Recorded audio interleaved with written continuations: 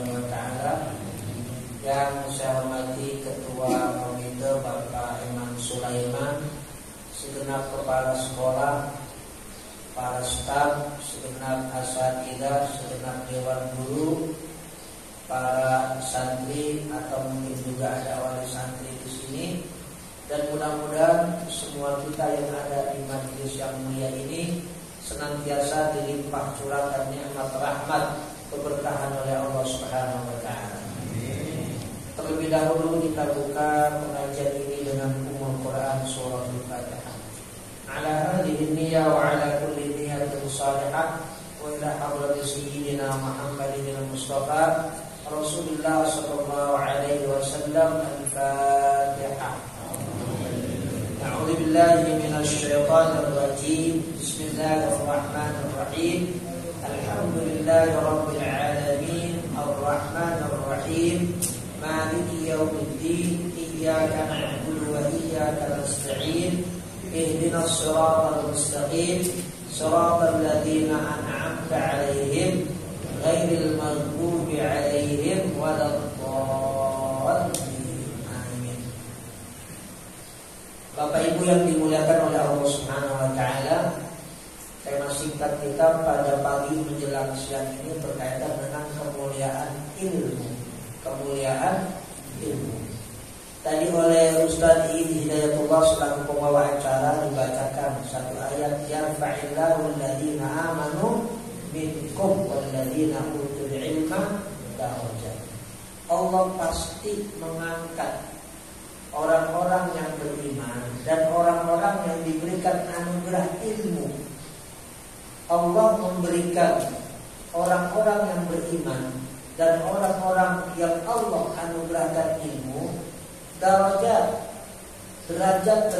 bukan satu derajat, martabat, tingkatan yang Allah tidak sebutkan derajat apa, tingkatan apa. Artinya segala derajat, segala martabat, segala tingkatan itu ada jendelanya, ada gapuranya, ada gerbang dan pintunya.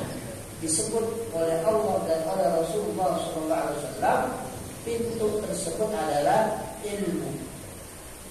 Makanya ada hadis hasan di mana Sayyidina Ali disebut oleh Rasulullah SAW babul ilmu, pintunya ilmu. Rasulullah kotaknya ilmu, Madinatul ilmi. Nah, awal ketika Allah menurunkan wahyu kepada baginda Nabi Muhammad sallallahu alaihi wasallam, yang kita semua sudah tahu beberapa ayat di dalam surah Al-Alaq, yang awal ayatnya Iqra bismi rabbikal ladzi khalaq. Di situ ada bunyi ayat 'allamal insana ma lam ya'lam. 'Allamal insana. Allah mengajarkan manusia malam ya'lam, yang manusia itu tadinya enggak tahu ilmunya, tidak mengetahui. Allah sebut malam ya'lam. Allah mengajarkan manusia yang manusia tadinya tidak tahu ilmunya. Jadi ada 'allama yang berarti itu mengajar, yang diajarkan itu adalah ilmu. Dan ada orang yang belajar. Yang dimaksud 'allamal insana ma lam ya'lam, yang diajarkan dan yang diajar serta peserta belajarnya ini berkaitan dengan ajaran Islam. Jadi yang dimaksud oleh Allah Subhanahu wa taala tentang ilmu, dan itu pertama kali diturunkan wahyunya oleh Allah kepada Rasulullah SAW di Gua Hira.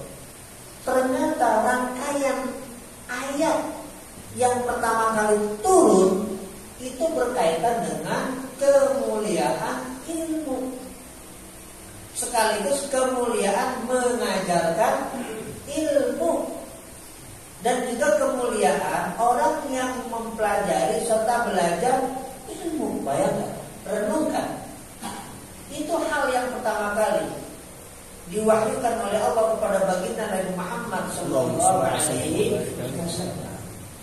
Oleh sebab itu, bicara bicara ilmu ini bukan sebatas orang makan yang merupakan perkara primer yang sifatnya fisik, perut. Ada lagi yang primer yang di atas fisik. Apa itu? Bukan jengkol, bukan nasi, bukan lauk, ilmu. Tapi ketika Allah dan Rasulullah SAW bicara tentang ilmu, itu bukan ilmu seperti yang dipahami oleh orang Barat. Orang Barat menyebut ilmu itu sains. Orang Barat menyebut ilmu itu knowledge. Tapi knowledge dan sains bagi orang Barat beda dengan ilmu bagi orang Islam. Cara meraihnya juga ilmu. Kemudian outputnya, cara menggunakannya juga beda. Kalau bahasa kerennya dalam filosofi ilmu namanya epistemologi. Punya perbedaan. Tapi kita nggak ingin bicara yang berat-berat. Ilmu itu beda yang dipahami oleh orang Barat sama orang kita. Kita maksudnya orang Islam yang berlandaskan Quran dan Sunnah Rasulullah SAW. Kalau filosofi ilmu bagi orang Barat itu bebas nilai, knowledge dan sains itu bebas nilai. Makanya karena ilmu bebas nilai bagi orang Barat, jadinya apa aja. Bisa jadi komunis, bisa jadi liberal, agak ada agamanya, macam-macam tuh. Kenapa? Cara pandang ilmunya beda, bahkan salah, bahkan batil. Kalau kita orang Islam, ilmu itu berdasarkan wahyu dari Allah Subhanahu wa Ta'ala. Kalau orang bule, ilmu itu berdasarkan logika, bukan berdasarkan wahyu. Kita ilmu orang Islam berdasarkan wahyu Allah. Ilmu orang Barat kagak ada Allah. Makanya ada orang pintar namanya Stephen Hawking, dianggap orang yang paling pintar setelah Albert Einstein. Namanya Stephen Hawking. Super jenius tuh orang. Ternyata ateis dia, kagak percaya Tuhan. Kenapa? Gara-gara salah memahami ilmu itu apa, sumbernya dari mana. Bagi orang Islam ilmu itu sumbernya dari Allah. Orang Barat ilmu itu sumbernya dari semata akal pikiran. Makanya itulah kenapa wahyu pertama isinya 'allamal insana ma lam ya'lam. Nah, Bapak Ibu yang dimuliakan oleh Allah Subhanahu wa Ta'ala, karena ilmu ini dari Allah Subhanahu wa Ta'ala, maka untuk meraihnya harus ikutin Allah, harus ikutin Rasulullah. Cara mendapatkannya, cara meraihnya. Nah, di antara cara meraih ilmu menurut Islam, karena tadi orang Barat bebas nilai, kagak pakai norma, kagak pakai akhlak. Kalau kita orang Islam, ilmu itu diraih, ada caranya. Harus pakai akhlak, harus pakai budi pekerti, harus pakai nilai yang luhur, bukan cuma nilai yang dirapot. Makanya dalam Islam ada namanya pondok pesantren dalam pendidikan Islam. Ada namanya sekolah agama. Yang sebenarnya tidak ada perbedaan antara sekolah umum sama sekolah agama. Sebenarnya nggak ada perbedaan. Misalnya, karena ini sekolah umum, udah kalau masuk kelas guru nggak perlu membuka pelajarannya dengan Bismillah. Kan nggak begitu kalau Islam. Mau belajar apapun, biologi, matematika, fisika, apalagi tajwid, fikih. Kalau Islam mulailah dengan Bismillah. Meskipun sekolah umum, guru masuk kelas Assalamualaikum. Kenapa? Ilmu dalam Islam syarat dengan nilai-nilai kebaikan. Beda dengan orang Barat. Kalau udah bicara sains, nggak ada Bismillah, nggak ada Tuhan, nggak ada Allah. Makanya kita orang Islam bicara ilmu jangan lupa akhlak. Kenapa yang ngajarin ilmu itu Allah allamal insana malam ya'lam. Karena sebegitunya luhur bagaimana cara mencari ilmu, pakai nilai, pakai budi pekerti, pakai akhlak. Makanya Allah Subhanahu wa taala gampangannya dalam tanda kutip maksa siapa? Malaikat. Untuk apa? Untuk turun ke bumi. Hadis ini sahih, riwayat Imam Muslim. Inna lillahi malaikatan yasihuna fil ardi. Allah itu punya para malaikat yang Allah perintahkan, kalau bahasa orang Betawi, ajak ijik, dadak didik. Putar-putar bolak-balik kayak super kuasi, angus gerbis. Tapi ada tujuannya. Ajak idiknya malaikat yang disuruh oleh Allah Subhanahu wa taala ke muka bumi ini nyari di mana ada majelis ilmu yang isinya menanamkan kebaikan, bukan sebatas hitung-hitungan angka. Majelis ilmu itu sifatnya apa? Bukan sebatas majelis taklim. Karena dipahami juga oleh sebagian orang bahwa malaikat yang turun mencari majelis ilmu itu namanya majelis taklim. Padahal salah. Gak begitu maksudnya. Malaikat turun itu untuk mencari majelis ilmu yang disuruh oleh Allah Subhanahu wa taala adalah ilmu yang diajarkan pakai akhlak yang menghubungkan siswa sebagai peserta didik dengan Allah Subhanahu wa taala. Itu maksudnya. Jadi di mana saja ilmu diajarkan, meskipun itu ilmu biologi, ilmu fisika, tapi yang ngajar ini bertujuan bagaimana dengan mengenal ini biologi, struktur anatomi satu binatang. Wahai anak-anak, coba betapa Allah Subhanahu wa taala maha besar. Ternyata ini binatang semut sekecil itu ternyata punya struktur anatomi yang begitu luar biasa. Banyaknya, ada ratusan benang sekian.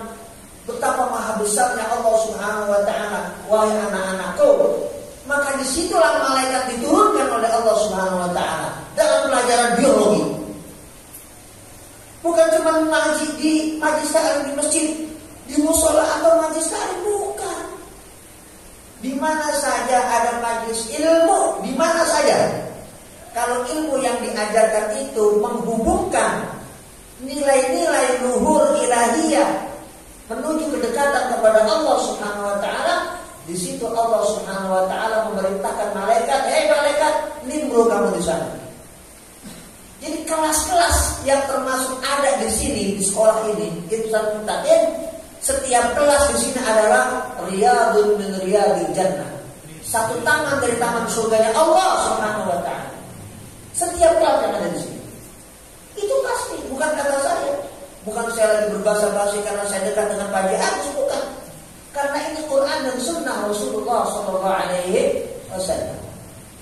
Oleh sebab itu berbahagialah kita ada di Insan Mutakin ini, di mana didirikan oleh Bapak Haji Agus dalam rangka bagaimana menanamkan nilai-nilai luhur, nilai-nilai kebaikan dan pastinya dalam rangka mendekatkan diri kita kepada Allah Subhanahu wa ta'ala.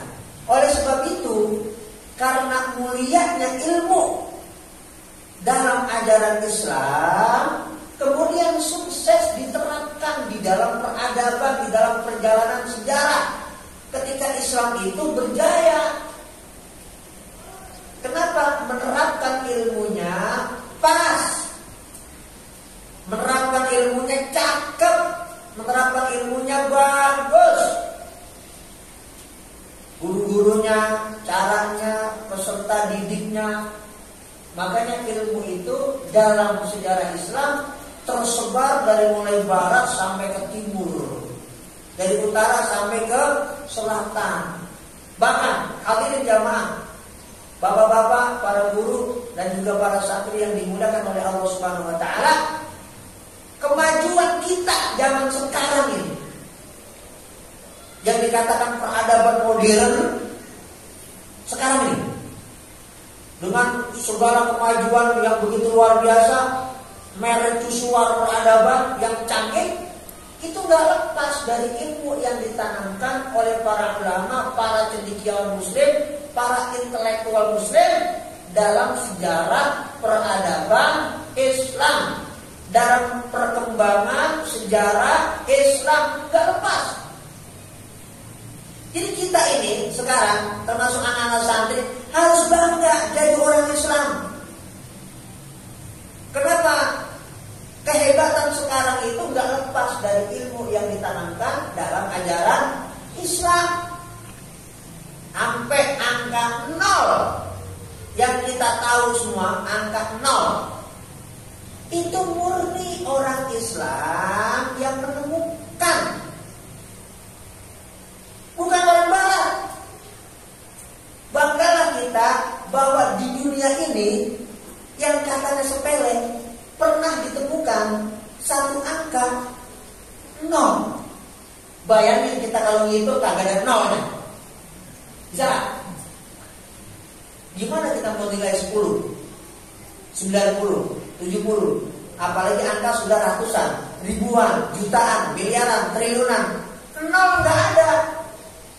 Gak kena mesin, gak kena komputer. Itu yang saya bilang, kemajuan dunia sekarang ini banyak orang Islam lupa. Mungkin tidak tahu kalau kemajuan sekarang ini diantaranya diraih karena ada angka 0. Dan angka 0 itu yang menemukan murni orang Islam.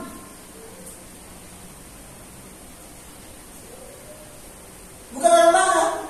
Orang barat tinggal nerusin yang ditemukan oleh orang Islam. Kalau angka orang barat yang disebut dengan angka Romawi, yaitu 1, 2, 3-nya kemudian ada pagar 3, 4 kayak angka V 1 begini, 5 begini, 6 tinggal pindah. Itu angka Romawi, itu angka asli orang bule, orang barat. Angka 1, 2, 3, 4 itu angka orang Islam murni yang menemukan orang Islam. Tambah lagi penemuan yang super canggih, angka 0. Itu ditemukan oleh orang Islam berdasarkan apa? Dapat inspirasi dalam Quran dan Sunnah Rasulullah Sallallahu Alaihi Wasallam. Sampai orang bule kalau ngitung angka 0, kalau lagi main tenis, dia menyebutkan angka 0. Berasal dari kata bahasa Arab namanya sifr, sifrun, sifrun. Karena orang bule nggak bisa ngejak sifrun, udah 0. Karena itu bahasa yang ditekankan dalam pengucapan Latin. Kan dulu ada istilah namanya apa? Tulisan Latin. Diambil dari bahasa Latin. Jadi pengucapan dalam bahasa Latin itu memang yang paling jelas adalah diantaranya huruf Z dalam bahasa Latin. Bahasa Latin itu bukan tulisan Latin A, B, bukan. Itu bahasa yang ada di Eropa zaman dulu. Kalau mindahin ilmu-ilmu dari orang Islam, buku-bukunya dipindahkan itu bahasa dari bahasa Arab ke dalam bahasa Latin. Dari bahasa Arab ke dalam bahasa Latin, dari bahasa Arab ke dalam bahasa Latin. Semua ilmu anak-anak sekalian yang dimulakan oleh Allah Subhanahu wa taala. Itu kita orang Islam. Saya sampaikan ini untuk membangkitkan kita sebagai guru, tenaga pendidik, dan sebagai peserta didik agar bersemangat belajar ini, agar bersemangat menghafal Quran ini, karena ternyata ilmu semuanya itu tidak lepas sumbernya daripada wahyu Allah Subhanahu wa taala di dalam kitab suci Al-Quran dan Sunnah baginda Nabi Muhammad sallallahu alaihi wasallam. Ini ilmu kalau kita bahas lagi kan panjang. Quran itu canggih, bukan sebatas ayat-ayatnya.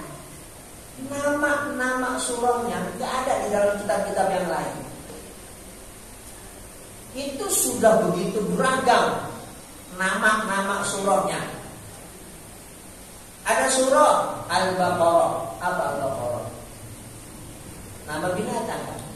Itu isinya juga panjang. Enggak cuma binatang, sekedar nama binatang.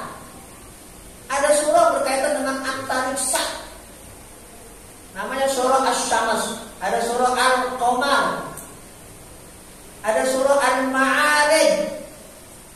Tangga-tangga menuju ke atas sampai melewati atmosfer, bahkan galaksi, bahkan lebih di atas galaksi. Itu jadi nama surah. Namanya apa? Surah Al-Ma'arij. Sampai disebutkan oleh Allah Subhanahu wa taala jarak tempuhnya.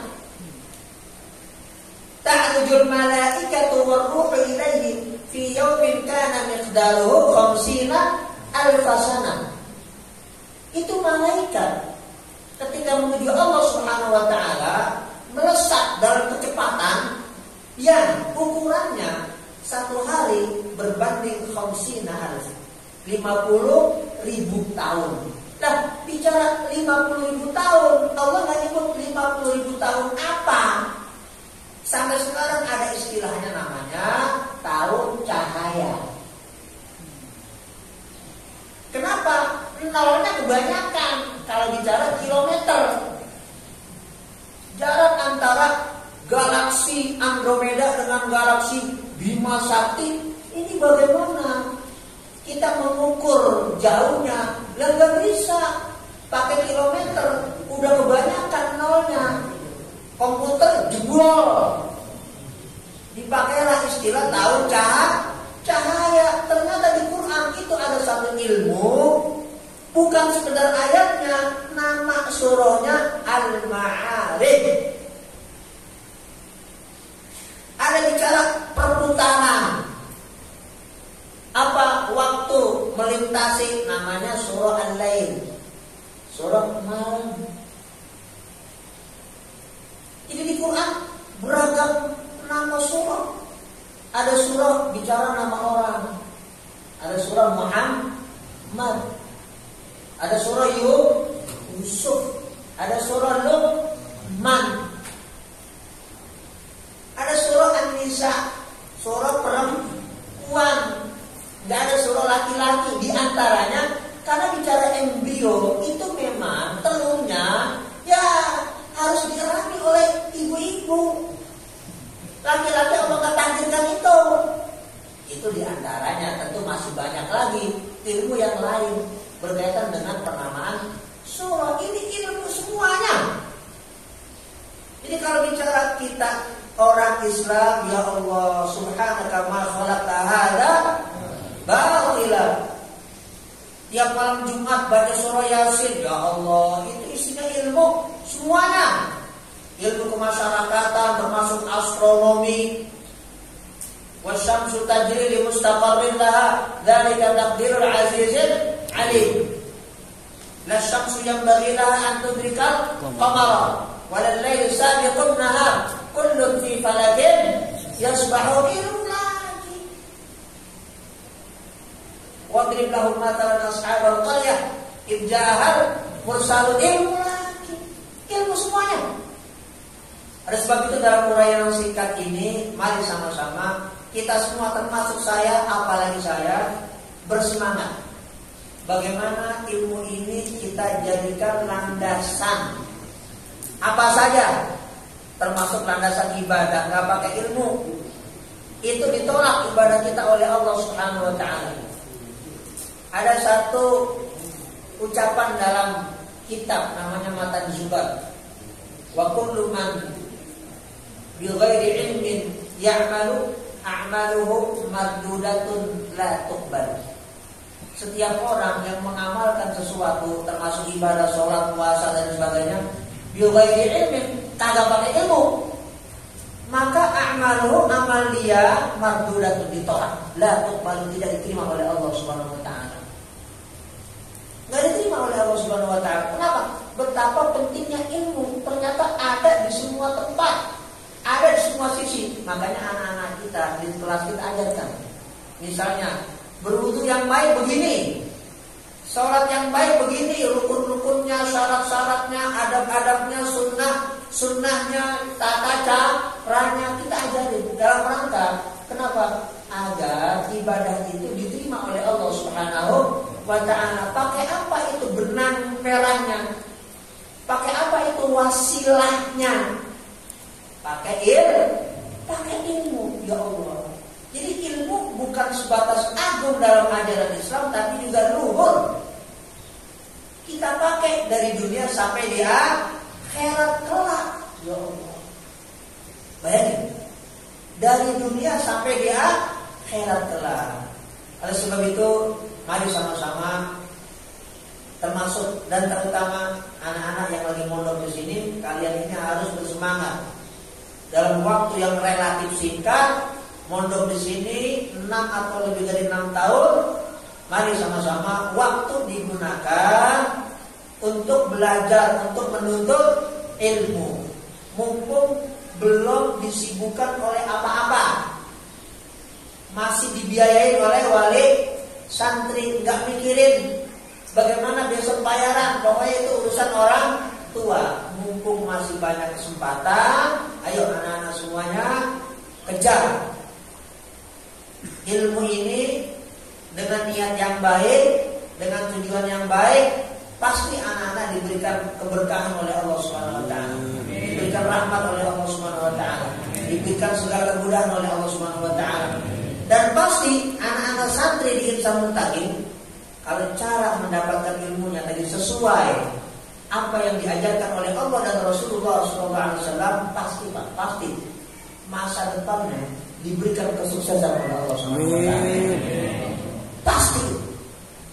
Kalau bakalan dia di masa depan itu jadi anak-anak yang luntang-lantung kalau ketika di pondok ini cara menimba ilmunya cakep, niatnya baik, tujuannya luhur, dan terus dipupuk oleh anak-anak sekalian. Selama ada di Ihsanul Muttaqin ini, dipastikan nanti setelah terjun ke masyarakat, anak-anak ini menjadi anak-anak yang berhasil, menjadi anak-anak yang sukses.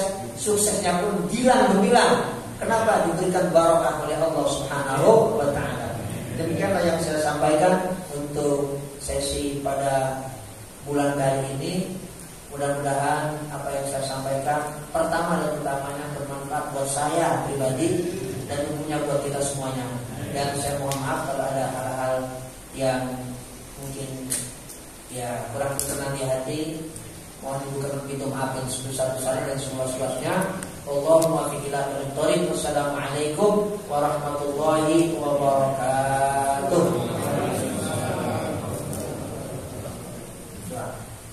Bismillahirrahmanirrahim. Astagfirullahaladzim. Lakal hamdu ya ma'bud. Allahumma salli wa sallim ala sayyidina Muhammadin wa ala alihi. Allahumma ighfir lana wa li walidina wa li masyayikhina wa li jami'il muslimina wal muslimat wal mu'minina wal mu'minat al-ahya' minhum wal amwat. Allahumma aslih ذات بيننا اللهم ألف بين قلوبنا اللهم أصلح لنا ديننا الذي هو عصمة أمرنا وأصلح لنا دنيانا التي فيها معاشنا وأصلح لنا آخرتنا التي إليها معادنا واجعل الحياة زيادة لنا في كل خير واجعل الموت راحة لنا من كل شر اللهم انفعنا بما علمتنا وعلمنا ما ينفعنا warzuqna ilman yanfa'una wa zidna ilma bi rahmatika ya arhamar rahimin. Wa sallallahu ala sayyidina Muhammadin wa ala alihi wa sahbihi wa sallam walhamdulillahi rabbil alamin. Assalamualaikum warahmatullahi wabarakatuh.